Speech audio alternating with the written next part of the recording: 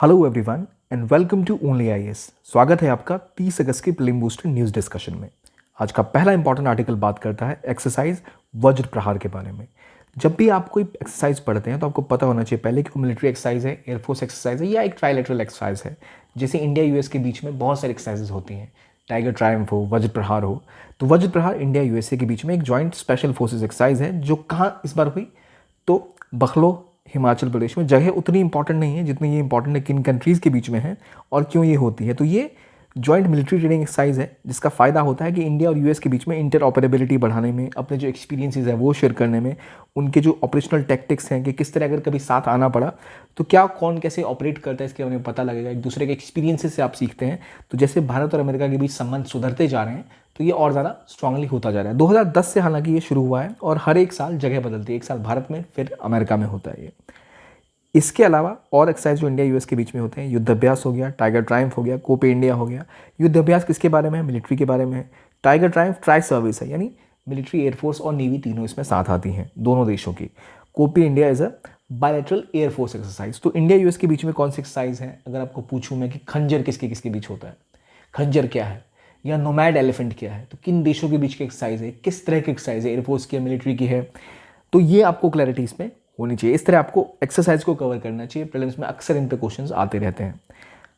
आगे में हमारे आपके दो प्रोग्राम्स हैं। अगर आपका optional political science, international relations है और आप कंफ्यूज है कि कहाँ एक तरह एक जगह आपको सारी सोर्सेज मिले, सारी इंफॉर्मेशन मिले, ढंग से कॉम्प्रिहेंसिव प्रिपरेशन कराई जाए विद फोकस ऑन मार्क्स, वो है हमारा पीएसआईआर का ऑप्शनल कोर्स जो सुमित सर के अंदर हमारी टीम के साथ लॉन्च होने वाला है फ्रॉम 12 सितंबर, जिसके लिए अभी आप एनरोल करा सकते हैं। और ये ऑनलाइन ऑफलाइन दोनों माध्यम में उपलब्ध है। सुमित सर खुद इस क्लासेस की लीड ले रहे हैं। तो आपको जो भी क्वालिटी को लेकर इश्यूज़ हों या जो भी आपको इस टॉपिक के बारे में जानना हो, पीएसआईआर कैसे कवर करें, किस तरह ऑप्शन को पढ़ना है, एक एक थिंकर या स्कॉलर की डिटेल, आईआर का कॉम्प्रिहेंसिव कवरेज, वो हमारे इस कोर्स के अंदर होगा, which is PSIR optional course which is start from 12 सितंबर, जो कि सुमित सर खुद लीड कर रहे हैं। अगला हमारा प्रारंभ का बैच है जो कि जीएस के फाउंडेशन कोचिंग के ऊपर है। हर एक डिटेल, चाहे आपकी टेस्ट सीरीज हो, प्रैक्टिस हो, लेक्चर के नोट्स हो, हैंड रिटन नोट्स हो, focus on students and their own knowledge is the key point of this course which is प्रारंभ जीएस, जो कि ऑफलाइन दोनों कोर्स है, ऑफलाइन और ऑनलाइन। फाउंडेशन बैचेस स्टार्ट हो चुके हैं। आप चाहे तो video.onlyas.in पे या हमारे ईमेल आईडी पर या इन फ़ोन नंबर्स पे कॉल करके इसके बारे में डिटेल्स और आप ले सकते हैं। आगे बढ़ते हैं और बात करते हैं अगले आर्टिकल के बारे में, जहां बात हो रही है recognition of prior learning programme के बारे में। अब देखिए, जनरली जो हमारा एजुकेशन सिस्टम है उसकी एक बड़ी प्रॉब्लम रहती है कि अगर कोई व्यक्ति डिग्री लेके बैठा है तो उसे गिना जाएगा। फॉर एग्जांपल, अगर आपके पास इंजीनियरिंग की डिग्री है तो आपको किसी कंपनी में काम मिलेगी, पर हो सकता है आप कुछ इंजीनियरिंग का काम किसी वर्कशॉप में करते थे, या कोई एक दुकान है जहाँ कोई काम इंजीनियरिंग का कुछ करते आ रहे हैं और उनके पास वो पता है उन्हें कि वो इंजीनियरिंग का इक्विपमेंट काम कैसे करता है क्योंकि सालों सालों उन्होंने काम किया, पर उनके पास डिग्री नहीं है तो उनकी वैल्यू नहीं है। तो ऐसा एक प्रोग्राम होना चाहिए ना जहाँ जिसके पास पहले से कुछ ज्ञान है due to being working in that area, या फिर पारिवारिक रूप से वो काम करते आ रहे हो, तो उसकी पहचान के लिए एक आरपीएल प्रोग्राम होता है, रिकॉग्निशन ऑफ प्रायर लर्निंग। पहले जो आपके पास पहले का जो कौशल है, जो आपके पास स्किल है, उसको सर्टिफाई करने की एक प्रोग्राम जो कि अभी अभी एजुकेशन और स्किल डेवलपमेंट ने शुरू किया है कि जो एनडीएमसी के वर्कर हैं उनका आरपीएल प्रोग्राम में जो उनका कोर्स कंप्लीट हुआ तो उनको ये सर्टिफिकेशन दिया जाएगा कि आपके पहले से जो स्किल्स हैं उसको पहचाना जाए। किस मिनिस्ट्री के अंदर ये आरपीएल प्रोग्राम रन होता है? वो है ministry of skill development and entrepreneurship, जो कि असल में प्रधानमंत्री कौशल विकास योजना जब लॉन्च हुई थी उसी के कंपोनेंट का ये इंपॉर्टेंट पार्ट है, which is your recognition of prior learning. क्योंकि कौशल की पहचान होना भी आवश्यक है कि आपके पास पहले से अगर कोई स्किल है तो आपके पास एक सर्टिफिकेशन तो होना चाहिए ना कि मुझे ये आता है, ताकि लोग जान पाए और आपको हायर कर पाएँ। ये इंपॉर्टेंट कंपोनेंट है प्रधानमंत्री कौशल विकास योजना का। तो संकल्प प्रोग्राम के अंतर्गत ही से लॉन्च किया गया है। एजेंसी कौन सी होगी? एनएसडीसी, यानी नेशनल स्किल डेवलपमेंट कॉर्पोरेशन। इसकी क्या फीचर्स हैं? कोई फी लेवी नहीं होती, आपको सर्टिफिकेशन एग्जाम देना है, आपको उल्टा 500 रुपये दिए जाते हैं अगर आप सक्सेसफुल होते हैं, आपको एक डिग्री दी जाती है, आपको डिजिटल फाइनेंशियल लिटरेसी के बारे में बताया जाता है, एक्सीडेंटल इंश्योरेंस कवरेज आपको दी जाती है 3 साल की फ्री ऑफ कॉस्ट। तो ये एडिशनल बेनिफिट्स हैं जो आपको recognition of prior learning programme में मिलते हैं। अब अगर आरपीएल पे क्वेश्चन आया तो आपसे पूछा जा सकता है, does any person passing RPL program will given a 500 rupees award और along with certificate you get 500 rupees cash. तो आपको लगेगा नहीं यार क्यों ही देंगे 500 रुपये, पर वो दिए जा रहे हैं। क्या आपको इंश्योरेंस मिल रही है? हाँ, वो भी मिल रही है। तो यहाँ ये क्लैरिटी होनी चाहिए कि हाँ ये चीज़ें भी इसके साथ मिल रही हैं, ऐसा नहीं कि नहीं मिल रही हैं। तो कन्फ्यूज़ वहाँ पर नहीं होना है। और क्या एम है भाई इसका? इसका एम है कि इंडस्ट्री रेलेवेंट स्किल की ट्रेनिंग हो। अगर कोई कॉलेज से पढ़ के बच्चा आ रहा है या फिर कोई किसी एक क्षेत्र में काम कर रहा है, पेरेंट्स काम करते थे, फैक्ट्री है वहाँ उन्होंने काम किया सालों तक, उनको अनुभव है, तो हो सकता है उस अनुभवी व्यक्ति की ज़रूरत इंडस्ट्री को ज़्यादा हो, तो उसको अगर सर्टिफाई किया जा सके और उसको बेहतर तरीके से तैयार किया जा सके, यही कोशिश है इसकी। तो ये स्किल सर्टिफिकेशन स्कीम जो इंडस्ट्री रेलेवेंट स्किल ट्रेनिंग है उसमें सहायता प्रोवाइड करती है बेटर स्किल के लिए और इनइक्वालिटी घटाने के लिए। और ऑब्वियसली किसी को अगर सर्टिफिकेशन मिलेगा तो बेहतर उनके पास एक्सपोजर होगा, बेहतर वो चीज़ें सीख पाएंगे। इस प्रोग्राम के अंदर आप चाहे पॉटरी की बात हो, प्लम्बिंग हो, इलेक्ट्रिकल वर्किंग हो या कंस्ट्रक्शन का काम हो, इन सब में जिन्होंने पहले भी जिनके पास जो स्किल है उसको सर्टिफाई करने की प्रावधान इसके अंदर दिया जाता है। आगे प्रधानमंत्री कौशल विकास योजना क्या थी, 2015 में लॉन्च हुई थी under national skill development corporation के अंदर। कोशिश ये थी कि आप असेसमेंट फीस पे करेंगे, ट्रेनिंग लेंगे, उसके बाद आपको ये गवर्नमेंट की तरफ से ही आपको ट्रेनिंग प्रोवाइडर मिलेंगे जो आपको तैयार करेंगे, स्किल प्रोवाइड करेंगे, जिससे आप आगे जाकर और कोई रोज़गार कर पाएँ।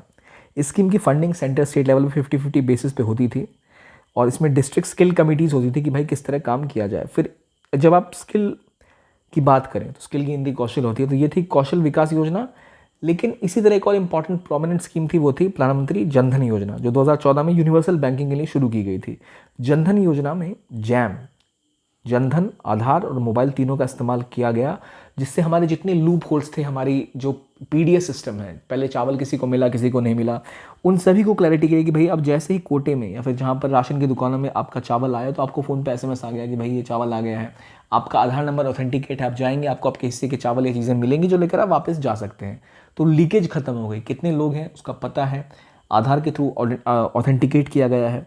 जनधन के अकाउंट के थ्रू अगर आपको सब्सिडी मिलती है तो पैसा आपके खुद के अकाउंट में जाता है, ऐसा नहीं किसी और सरपंच या मुखिया को दिया गया जिसने आपको कुछ कैश काट के आपको कमीशन काट के पैसे मिले, ऐसा नहीं, सीधा जो लाभार्थी इसके खाते में पहुंचा जाए। तो ये जाम योजना जो शुरू की गई, जनधन, आधार, मोबाइल, इन सभी की शुरुआत थी, एक तरह से इंपॉर्टेंट स्टेप था उसका प्रधानमंत्री जनधन योजना, जिसके तहत जो भी फाइनेंशियल प्रोडक्ट या सर्विसेज हैं वो कम कॉस्ट में टेक्नोलॉजी का इस्तेमाल करते हुए आपके हाथों हाथ आपको प्रोवाइड की जाए। इसके अंदर जो भी अनबैंक थे, जिनको बैंकिंग की सुविधाएं प्राप्त नहीं थी, उन सभी को बैंकिंग क्षेत्र में लाना था, एक फॉर्मल स्ट्रक्चर खड़ा करना था। सेविंग बैंक अकाउंट खोलने की बात हो, आपका एक खुद का डेबिट कार्ड की इशुएंस की बात हो, 2 लाख तक की फ्री एक्सीडेंटल इंश्योरेंस की बात हो, micro insurance, micro pension, micro credit जैसी चीज़ों को की भी उपलब्धता दी जा सकती है। यानी अगर आपसे पूछा जाए what has been the relevance of Jan Dhan योजना, तो अकाउंट बनाने के अलावा, इन सभी के अलावा जो सुविधाएं अब एक बार किसी का अकाउंट खुल गया जो उसको दी जा सकती है वो कहीं बेहतर है, चाहे अटल पेंशन योजना हो या बाकी जो भी आज स्कीमें गवर्नमेंट चला रही हैं, वो तभी सक्सेसफुल है जब उनका एक पहले बेसिक अकाउंट खुला हुआ हो बैंक में। इसके 6 प्रमुख पिलर थे कि भाई ब्रांच एंड बैंकिंग कॉरेस्पॉन्डेंट, एक ओवरड्राफ्ट फैसिलिटी दी जाती है 10,000 की हर एलिजिबल कैंडिडेट को, कि आपके पास अगर बेसिक सेविंग अकाउंट है तो आप चाहें तो 10,000 तक अतिरिक्त निकाल सकते हैं, लेकिन ये लिमिटेड था कुछ हद तक। और लाइफ कवर, एक्सीडेंटल कवरेज, ये सब दिया गया था। जिन्होंने 15 अगस्त 2014 से लेकर 31 जनवरी 2015 के बीच में अकाउंट खुलवाया था उनको 1 लाख तक का एक्सीडेंटल कवर और 30,000 तक लाइफ कवर दिया गया था। और एक पेंशन स्कीम भी अनऑर्गेनाइज सेक्टर के लिए लॉन्च की गई। तो इस तरह की जो भी स्कीमें थी ये इसके अंदर समाहित हुई। तो कोशिश यही थी कि हर एक घर को, एक एडल्ट को एक बैंक अकाउंट मिले हर एक घर में, ताकि बेहतर तरीके से वो फॉर्मल इकोनॉमी का पार्ट बन पाए, ताकि बेहतर तरीके से वो सेवाएं ले पाए। उनको अगर बैंकिंग सेक्टर में इंक्लूजन मिल गया तो उनको पता लगेगा कि बैंक से वो लोन कैसे ले सकते हैं, कौन सी सुविधाएं हैं, बिना किसी नुकसान के वो सभी फ़ायदों का उठाए, जो भी नुकसान है उसका फ़ायदा वो उठा सकते हैं। जो योजनाएं गवर्नमेंट की हैं उनका फ़ायदा उनको सीधा सीधा मिल सकता है अंडर प्रधानमंत्री जनधन योजना। एक क्वेश्चन भी इससे आया था, has been launched for PM, क्या वजह थी इसकी? Providing housing loan to poor people at cheaper interest rate, promoting women self help group in backward areas, promoting financial inclusion in the country, या providing financial help in the marginalise communities. हमें पता है कोशिश थी financial inclusion बढ़ाने की। कैसे inclusion बढ़ाने की? न सिर्फ इसमें आपका अकाउंट खुल रहा है बल्कि एक एक्सपोजर मिल रहा है उस सेक्शन को, उस तबके को जिसको पहले कोई एक्सपोजर ऐसा मिला हुआ नहीं था, चाहे वो बैंक की बात हो, चाहे वो लोन्स की बात हो, चाहे वो बिना लीकेज सुविधाएं प्राप्त करने की बात हो, जो प्रधानमंत्री जनधन योजना के अंदर प्राप्त की गई थी। ऐसे थोड़ी सी कॉन्सेप्चुअल क्लैरिटी। तो अगर आपसे प्रधानमंत्री कौशल विकास योजना के बारे में आपसे पूछूं तो कौशल विकास योजना का क्या उद्देश्य है? क्या केवल यही उद्देश्य है कि लोगों में स्किल नई डेवलप की जाए, new skills to be developed? No, it is also a component जहाँ पर जो पहले से किसी के पास अनुभव है उसको भी सर्टिफिकेशन मिले। तो वही यहाँ पर हमने देखा भी होते हुए। ऐसे क्वेश्चन अगर आते हैं तो आपको उसको सॉल्व करने की कैपेसिटी होनी चाहिए। अगला क्वेश्चन देखिए, स्वच्छ सागर सुरक्षित सागर यानी क्लीन कोस्ट और सेफ सी कैंपेन की बात आती है। तो पहली बात, किसने ये एक कैंपेन चलाया है? तो एनवायरनमेंट मिनिस्टर ने लॉन्च किया है। कोशिश क्या है इसके अंदर कि 75 दिनों का सिटीजन लेड इनिशिएटिव है कि यानी जो नागरिक हैं वही कोशिश करेंगे जो कि तटीय क्षेत्र में रहते हैं, कोस्टल इलाकों में, वो कोस्टल इलाकों की सफाई का कोशिश करेंगे ताकि एक हेल्दी ओशन क्रिएट हो पाए। एक कम्युनिटी एक्शन का एक एग्जांपल है कि अगर हम पूछें कि भारत को हम साफ कैसे ला सकते हैं, एटीट्यूडनल चेंज कैसे सोसाइटी में आ सकता है, तो अगर सिटीजन लेड इनिशिएटिव लॉन्च किए जाएं with the banking of government, तो हम एक सामाजिक क्रांति ला सकते हैं। चाहे स्वच्छ भारत अभियान की बात करें, जहाँ एटीट्यूडनल शिफ्ट, लोगों में व्यावहारिक बदलाव करना बड़ा आवश्यक होता है, वैसे ही कोशिश करना इंपॉर्टेंट है। तो ये स्वच्छ सागर, सुरक्षित सागर की जो कोशिश है, ये कोस्टल क्लीननेस की बात है। यहाँ पर हम ओशन हेल्थ के ऊपर बात कर रहे हैं। ये 5 जुलाई से लेके 17 सितंबर तक के बीच की कैंपेन थी, जो कि international coastal clean up day के साथ ही साथ चल रही थी कि भाई हम कैसे बेहतर तरीके से एनवायरनमेंट सुधारें बिहेवियरल चेंज के थ्रू। जैसे आप कचरा ना फेंकें या प्लास्टिक ना डालें, या आप ढंग से चीज़ों का इस्तेमाल करें, जो आपका वेस्ट है उसको बेहतर तरीके से मैनेज करें, रिसाइकिल करें चीज़ों को। तो वेस्ट को रिस्पॉन्सिबली डिस्पोज करना, कंज्यूम करना रिस्पॉन्सिबली, वेस्ट को सेपरेट करना घर पे, ताकि जो लेट से कच्चा, जो गीला कचरा है या सूखा कचरा है, उसको अलग अलग रखना, ये सभी शुरुआत की गई थी। इसको स्पेयरहेड किया था मिनिस्ट्री ऑफ अर्थ साइंसेज ने, एनवायरमेंट साइंसेज के साथ मिलकर कोशिश की गई थी। जो इंडिया के 75 बीचेज हैं, 75 बीचेज जो कोस्ट पर हैं, उनमें हर में 75 वॉलंटियर्स होंगे प्रत्येक किलोमीटर पर, कोस्ट लाइन पर, और कोशिश की जाएगी कि हम वहाँ पे जो उसको मैनेज करना है, मैनेजमेंट करनी है, उसकी क्लीननेस की सफाई पे, उस पर फोकस की जाए, ये कोशिश थी। इससे जुड़ते हुए 2 और प्रोग्राम है। यूएन कोस्टल क्लीन सी कैंपेन, जिसका इंडिया सिग्नेटरी भी है। इसके अंदर कई एक्टिविटीज़ ली गई थी स्वच्छ भारत के अंतर्गत ही, जिससे कि हम किस प्रकार से अपने जो तटीय क्षेत्र हैं उनको साफ कर पाएँ। फिर एक international coastal clean up day मनाया जाता है globally on 3rd Saturday of September every year.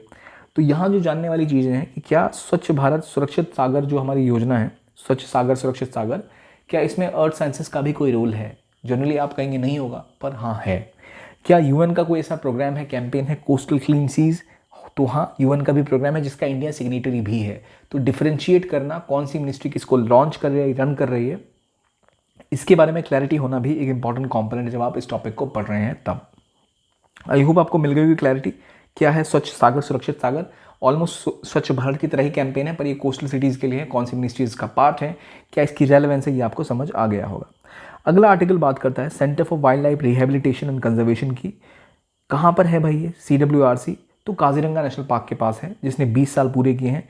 क्या करता है भाई ये? वाइल्ड लाइफ रिहेबिलिटेशन और कंजर्वेशन का जो सेंटर है, नाम से क्लियर है, रिहेबिलिटेशन कंजर्वेशन पे काम कर रहा है, रख रखाव पर और दोबारा उनको पुनर्स्थापित करने पे काम कर रहा है। तो जो वाइल्ड एनिमल्स हैं, उनको जो अलग अलग समस्याएं आती हैं, उनको रिहेबिलिटेट करना, उनका इलाज करना, ये काम है। तो ये किसका पहले इनिशिएटिव था? तो एक जॉइंट इनिशिएटिव था wildlife trust of India और international fund for animal welfare का। ये 2002 में इस्टेब्लिश हुआ और काजीरंगा में काफ़ी हद तक सक्सेसफुल रहा। इसकी 2 और जो सैटेलाइट फैसिलिटीज़ हैं, यानी जहाँ अलग अलग इलाकों में बसे हुए इनके जो और कंपोनेंट्स हैं, जो इनके केंद्र हैं, एक ईस्टर्न असम में है गुजियर में, तिनसुकिया डिस्ट्रिक्ट में, डिब्रू शिकोवा नेशनल पार्क में, और एक वेस्टर्न असम में चरायखोला में, जो कि चरकशिला वाइल्ड लाइफ सेंचुरी है वहाँ। तो यहाँ आपको जो चीज़ें निश्चित रूप से पता लग गई कि भाई डिब्रू शिकोवा नेशनल पार्क कहाँ पर है, तो ईस्टर्न असम में है, और चक्रशिला वाइल्ड लाइफ सेंचुरी कहाँ है, तो वो आपके वेस्टर्न असम में है। तो ये चीज़ें इस तरह आपको याद रखने की भाई ये टॉपिक पढ़ा तो मुझे ये भी ध्यान रखना कि भाई डिब्रू शिकोवा कहाँ पर नेशनल पार्क, क्या ये असम में है, मणिपुर में है, त्रिपुरा में है, ऐसे कोई क्वेश्चन आए तो मैं आंसर कर पाऊँ, तो वो बेहतर बना पाएगा मुझे प्रिपरेशन वाइज। फिर अचीवमेंट्स क्या थी इसकी? तो इन्होंने एक ऐसी फैसिलिटी है जिन्होंने सक्सेसफुली 357 स्पीशीज़ का कंजर्वेशन किया है, जिसमें लेपर्ड हैं, ड्रीनोज हैं, टाइगर्स हैं। 7,500 से ज़्यादा एनिमल्स को इन्होंने वाइल्ड में दोबारा भेजा है केयर और ट्रीटमेंट के साथ, और एक मॉडल बन चुका है बाकी कंजर्वेशन के लिए कि भाई किस तरह हम इनको फॉलो अप करके इसी तरह का conservation program all over India या नेशनल पार्क्स में रन कर पाएँ। तो किसकी बात हो रही है? Centre for wild life rehabilitation and conservation. कहाँ ये स्थापित है?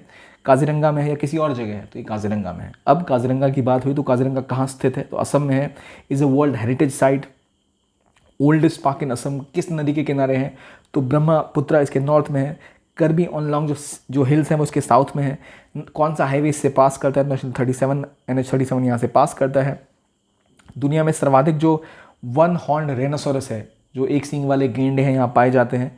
और बड़ी संख्या में चाहे इंडियन रॉयल बंगाल टाइगर हो, एशियाटिक एलिफेंट हो या कई ऐसे वाइल्ड एनिमल्स इस आपको नेशनल पार्क में मिलते हैं। काफ़ी लेजेंडरी एक नेशनल पार्क है ये। तो इस नेशनल पार्क में कौन सा सेंटर था? Centre for wild life rehabilitation and conservation. और किसने स्थापित किया इसके बारे में हमने पढ़ लिया। कहाँ पर था ये हमने पढ़ा। कौन सी रिवर यहाँ बह रही है ये पता है। मानस रिवर के पास कौन सा नेशनल पार्क है ज़रा बताइए मुझे। असम के आसपास और कौन से इंपॉर्टेंट नेशनल पार्क्स हैं, कितने आपको याद हैं। फिर एक बात आती है आईएनएस सुमेधा की। INS Sumedha recently port Klang गया मलेशिया में जब वो ऑस्ट्रेलिया से वापस आ रहे थे। तो क्या है भाई, आईएनएस सुमेध जो है ये असल में भारत में स्वनिर्मित एक ऑफशोर पेट्रोल व्हीकल है। अब ऑफशोर पेट्रोल व्हीकल क्या होती है, इसे हम ओपीवी कहते हैं। ओपीवी का काम होता है कि समुद्री इलाकों की रक्षा करना। वो देखते हैं कि भाई कोई गश्ती लगाने का काम, जैसे पुलिस वाले कहीं कहीं आपको देखते हैं गश्त लगाते हुए या सेना गश्त लगाती है कि सिक्योरिटी इंश्योर करने के लिए। तो ये एक गश्त लगाने का एक शिप है, OPV vehicle, naval OPV vehicle, जो कई सारे काम करता है। ये पार्ट है नेवी के ईस्टर्न फ्लीट का जो विशाखापट्टनम बेस्ड है। इतना इंपॉर्टेंट नहीं है, आपको ये पता होना चाहिए आईएनएस उमेद क्या है। तो ओपीवी है और अभी रिसेंटली वापस आ रहा था। तो ये आज़ादी के अमृत महोत्सव सेलिब्रेशन जो ऑस्ट्रेलिया में हुआ था वहाँ से वापस भी आ रहा था। तो ये न्यूज़ में रहा इसलिए हमें पता होना चाहिए भाई क्या है ओपीवी, हमें पता होना चाहिए। ये थर्ड शिप है जो इंडिया का ऑफशोर पेट्रोल वेसल है, उसका जो प्रोजेक्ट है उसके अंतर्गत कहाँ बना है तो गोवा शिपयार्ड लिमिटेड द्वारा डिज़ाइन और बिल्ड किया गया है। क्या करेगा भाई, जो इंडिया का एक्सक्लूसिव इकोनॉमिक जोन है उसकी सर्वेलेंस करना कि वहाँ कोई विदेशी शिप ना आ जाए, कोई आक्रमण ना कर जाए, कोई पैरेसी ना हो रही हो। और जो फ्लीट को सपोर्ट चाहिए होता है, नेवी को सपोर्ट चाहिए या फिर कमर्शियल व्हीकल्स को भी कोई अगर एडिशनल सेफ्टी या ऐसा कुछ सपोर्ट चाहिए तो वो प्रोवाइड होता है ऑफशोर पेट्रोल व्हीकल्स के द्वारा, जिनमें से एक है ये आईएनएस सुमेध। अगला आर्टिकल बात करता है नेशनल फोरेंसिक साइंस यूनिवर्सिटी की। तो एक नई यूनिवर्सिटी सेटअप की गई थी ताकि फोरेंसिक्स के इलाकों में जो कमियां हैं उसको पूरी की जा सके, जो रिक्वायरमेंट्स हैं उसकी पूरी की जा सके। 2020 में स्थापित की गई थी ये, ताकि राष्ट्रीय और अंतर्राष्ट्रीय स्तर पे जो फोरेंसिक साइंसेज में हमें और एक्सपर्टीज़ चाहिए ताकि हम बेहतर तरीके से क्राइम को इन्वेस्टिगेट कर पाएँ या जो रिक्वायरमेंट है उसको हम फुलफिल कर पाएँ, उसके लिए ये शुरू की गई थी। तो इसका कैंपस असल में जो गुजरात में था वहाँ से अब कैंपस भोपाल, गोवा, त्रिपुरा, मणिपुर, गुवाहाटी और इवन दिल्ली में खुलने की बात हो रही है और खुले भी हैं। क्या कोशिश करेगा ये दुनिया की असल में इकलौती और ऐसी यूनिवर्सिटी है जो फोरेंसिक बिहेवियरल साइबर सिक्योरिटी पर ही फोकस कर रही है। तो forensic national forensic science university इसका नाम है। क्या काम है, नाम से ही क्लियर है, forensic science, crime, criminology, investigation, security, behavioural science और क्रिमिनोलॉजी पे काम करना, ये इसका उद्देश्य है। कहाँ पर है ये, तो इंडिया में है। मेन सेंटर गुजरात में है, अब अलग अलग जगह भोपाल, गोवा, त्रिपुरा, मणिपुर, गुवाहाटी में खोलने की बात इसकी हुई है। वहाँ कैंपस खोले गए हैं। तो कब स्थापित हुआ, क्यों स्थापित हुआ, क्या कार्य है, ये आपको पता होना चाहिए। क्या मिशन है, education through investigation to impart high quality education of international standards. 3 centre of excellence है, एक डीएनए में, एक साइबर सिक्योरिटी में, एक इन्वेस्टिगेटिव और फोरेंसिक साइकोलॉजी में, ताकि साइकोलॉजिकल जो इश्यूज़ हैं या जो डीएनए से रिलेटेड जो भी मुद्दे हैं वो आप बेहतर तरीके से समझ पाएँ। ये कोशिश होती है नेशनल फोरेंसिक साइंस यूनिवर्सिटी की।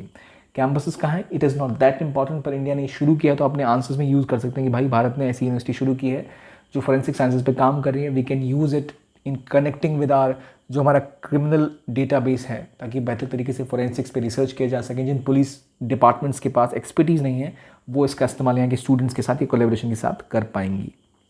अगला आर्टिकल पेगासस स्पाईवेयर के बारे में। स्पाईवेयर क्या होता है, जासूसी के लिए इस्तेमाल किया जाता है। काफ़ी इसके बारे में न्यूज़ में रहा था। स्पाईवेयर कुछ फ़ोन्स में पाया गया था, लेकिन अब सुप्रीम कोर्ट की जो टेक्निकल कमेटी थी उन्होंने पाया कि कोई एविडेंस नहीं है कि पेगासस सॉफ्टवेयर का या स्पाईवेयर का इस्तेमाल फ़ोन में किया गया। जिन फ़ोन्स को इन्होंने निरीक्षण किया उसके बारे में। ये क्या है भाई पेगासस, तो एक स्पाई सॉफ्टवेयर था, हैकिंग सॉफ्टवेयर जो आपके फ़ोन को हैक कर लेता है, उसकी जो भी मैसेजेस हैं फिर वो पढ़ पाएगा। तो ये कहा जा रहा था कि ये इन्फेक्ट कर सकता है iOS और एंड्रॉयड दोनों फ़ोन्स को, एप्पल वाले और आपके नॉर्मल एंड्रॉयड फ़ोन्स को। ये गवर्नमेंट ने कहा था कि लाइसेंस कराया है एक इजरायली कंपनी है NSO ग्रुप, उससे कहा जाता था, गवर्नमेंट ने खरीदा है और ये जो गवर्नमेंट के खिलाफ बोलते हैं उनके फ़ोन को चेक करने के लिए इस्तेमाल किया जाता था। इसकी खास बात ये थी कि ये स्फीयर फिशिंग नामक एक चीज़ का इस्तेमाल करता है। देखिए फिशिंग क्या होती है, स्फीयर फिशिंग क्या होती है, ऐसे जो टर्म है वो आपको पता होना चाहिए, ताकि अगर कोई टेक्स्ट मैसेज आपके फ़ोन में आया, आपने मैसेज में उस मैसेज को क्लिक किया, क्लिक करते ही उस वेबसाइट से एक कोई सॉफ्टवेयर या कोई ऐसा बग आपके फ़ोन में पहुंच जाता है, आपके डिवाइस में पहुंच जाता है, जिससे उसके बाद आपके फ़ोन में जो भी मैसेज आएगा वो उसको पढ़ के ट्रांसमिट कर पाएगा एक थर्ड पार्टी की तरफ। ये इन्फेक्शन क्रिएट करेगा आपके फ़ोन या डिवाइस में। ये ज़ीरो क्लिक अटैक्स भी कहते हैं, यानी फ़ोन के जो अटैकर है जिसके फ़ोन में ये सॉफ्टवेयर गया, वहाँ उसको कभी कभी ऐसा होता है कि सिर्फ आपके फ़ोन में वो सॉफ्टवेयर आया या वो मैसेज रिसीव हुआ, उसी के साथ उसका काम शुरू हो जाता है। उसे ज़रूरत नहीं है कि आप उसको क्लिक करें। तो ये ऐसे काम करते हैं। अब कैसे काम करता है भाई, किस एरिया पर टारगेट करता है, तो देखिए जब भी कोई सॉफ्टवेयर डेवलप होते हैं तो कई कमियां रह जाती हैं, कई बग्स रह जाते हैं। वो जो कमियां रहती हैं उन्हें कहते हैं 0 डे वल्नरेबिलिटीज़, यानी कुछ ऐसे कमियां जो अभी तक आइडेंटिफाई नहीं हुई हैं। सॉफ्टवेयर अपलोड करके गया, मार्केट में लोग ऑपरेट करते हैं, लाखों लोग, तब जाके कुछ चीज़ें क्लियर होती हैं, अच्छा ये कमी रह गई।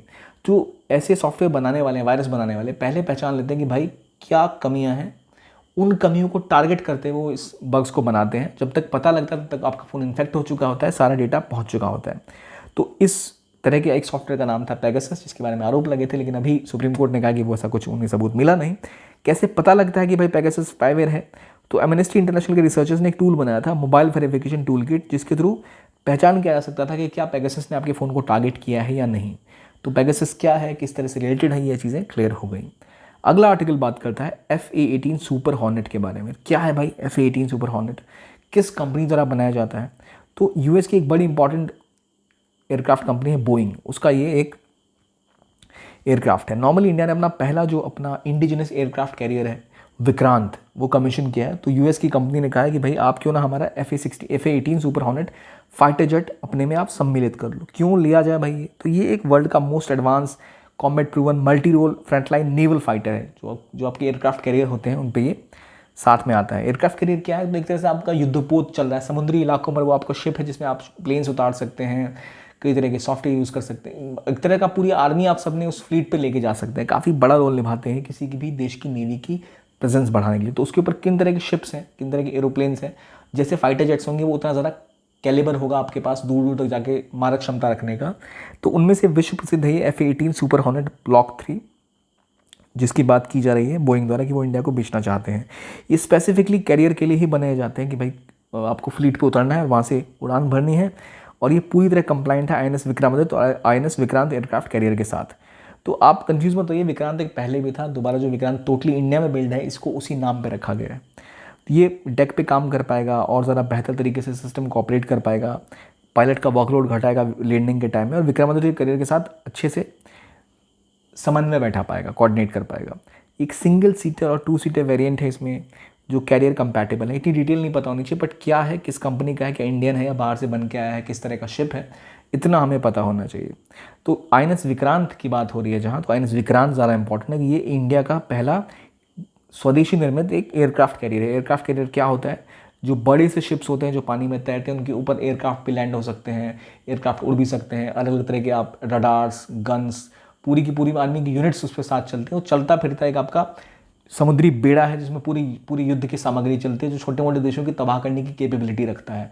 US और USSR के पास बड़े बड़े ऐसे एयरक्राफ्ट कैरियर हुआ करते थे, तो कि समुद्र को आप कंट्रोल कर पाएँ, समुद्री इलाकों में जा सके। तो ये एक मजेस्टिक क्लास एयरक्राफ्ट कैरियर है विक्रांत, जो पहले इंडियन नेवी में एक था 1961 से 97 तक, उसी के नाम पर इसको नाम रखा गया विक्रांत। काफ़ी सक्सेसफुल इंडिया के इसलिए काम रहा था विक्रांत, जिसको डिसमेंटल किया गया था रिसेंटली डीकमीशन करने के बाद। तो नया स्वदेशी बिल्ट है जिसका नाम उसी के ऊपर विक्रांत रखा गया है। 28 नॉट तक की स्पीड हो सकती है, 7500 Nm की इसकी एंड्योरेंस है। तो ये 30 एयरक्राफ्ट तक कैरी कर पाएगा, जिसमें आपके फाइटर जेट्स हैं, कमॉव 31 अर्ली वार्निंग हेलीकॉप्टर्स हो गए, आपके लाइट कॉम्बैट एयरक्राफ्ट हो गए, या फिर आपके हेलीकॉप्टर्स हो गए।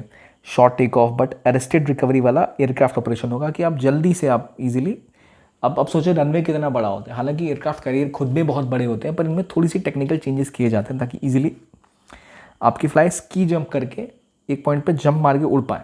अगर आपको बेहतर इसको देखना है, एक बड़ी अच्छी फिल्म थी एक हॉलीवुड की मूवी आई थी, उसमें दिखाया गया था, शायद टॉप गन नाम की मूवी थी, जहाँ बड़ी अच्छे से बताया गया कैसे एयरक्राफ्ट पे लोग शिप्स लैंड कराते हैं, एयरक्राफ्ट शिप्स के ऊपर कैसे वो फ्लाइट करते हैं। तो बंजी जंपिंग सा होता है, एक जगह आके वो हल्का सा जंप करते हैं, फिर वो लैंड करते हैं या बोर्ड करते हैं शिप के ऊपर। तो वो चीज़ें इस तरह में बेहतर तरीके से इस INS विक्रांत में हो पाएंगी, जो एक एयरक्राफ्ट कैरियर है जो इंडिया में स्वदेशी रूप से निर्मित है। FA-18 बोइंग का एक सुपर हॉर्नेट, एक बोइंग का नेवल फाइटर जेट है जिसकी बात की गई है, जो चाहते हैं इंडिया ले पाए। फिर एक जगह है टिग्रे, जो काफ़ी न्यूज़ में रही। टिग्रे असल में न्यूज़ में इसलिए थी कि कहा जा रहा था कि वर्ल्ड हेल्थ ऑर्गेनाइजेशन ने कहा कि दुनिया भर में खबरें नहीं बन रही टिग्रे के बारे में, क्योंकि टिग्रे में बहुत समस्याएं हैं। पर टिग्रे में क्योंकि एक गरीब इलाके में अफ्रीका में एक देश है जहाँ शायद रेसिज्म की वजह से, अगर ऐसा कुछ यूरोप के किसी कंट्री में रहा होता जहाँ गोरे लोग होते तो शायद उसको ज़्यादा कवरेज मिलती। ड्यू टू रेसिज्म ये जो नॉर्थ टिग्रिन रीजन है इसको न्यूज़ में नहीं देखा जाता, लोग इसके बारे में ज़्यादा बातें नहीं करते, जहाँ के सिविलियन बहुत बुरी कंडीशन में है। तो कहाँ पर है टिग्रे रीजन? तो टिग्रे रीजन असल में इरिशिया में है। इरिशिया का नदर मोस्ट रीजन है टिग्रे। यहाँ पर आपको दिखता है, यहाँ पर है टिग्रे रीजन, जहाँ पर कई सारी समस्याएं हैं जिनकी वजह से इरिशिया के पास बिल्कुल है ये। यहाँ इरिशिया और जो हम पढ़ रहे हैं इथियोपिया, इसके आसपास कोई लैंडलॉक कंट्री है क्या? क्या इरिशिया लैंडलॉक्ड है? क्या इथियोपिया लैंडलॉक्ड है? इनमें से कोई कंट्री लैंडलॉक्ड? आपको पता है अफ्रीका में कितनी लैंडलॉक कंट्रीज़ हैं? तो मेन मुद्दा ये है कि टिग्रे रीजन कहाँ पर है? तो इथियोपिया में। इथियोपिया कहाँ आपको पता है, ये है अफ्रीका में। तो यहाँ 7 मिलियन जो एथनिक तिग्रियन हैं, इनकी हालत बड़ी बुरी है क्योंकि वहाँ पे हिंसा हो रही है। 6% इथियोपिया की पॉपुलेशन है ये, लेकिन ये न्यूज़ में बिल्कुल भी नहीं है। तो WHO या के जो डायरेक्टर जनरल है उनका कहना है क्योंकि रेसिज्म शायद इसके पीछे एक वजह है कि लोग इतना ध्यान इसके ऊपर नहीं दे रहे हैं। तो कहाँ पर है टिग्रे रीजन, क्यों इंपॉर्टेंट है, ये हमें यहाँ से पता लग गया। इसकी लोकेशन आपको पता ज़रूर होनी चाहिए। अब ज़रा देखते हैं कितना आपको याद है, कितना भूल गए एक्सरसाइज वज्र प्रहार के बारे में। क्या ये जॉइंट मिलिट्री ट्रेनिंग एक्सरसाइज थी? RPL प्रोग्राम एनरोल करता है पर्सन को डिस्टेंस लर्निंग प्रोग्राम्स के लिए।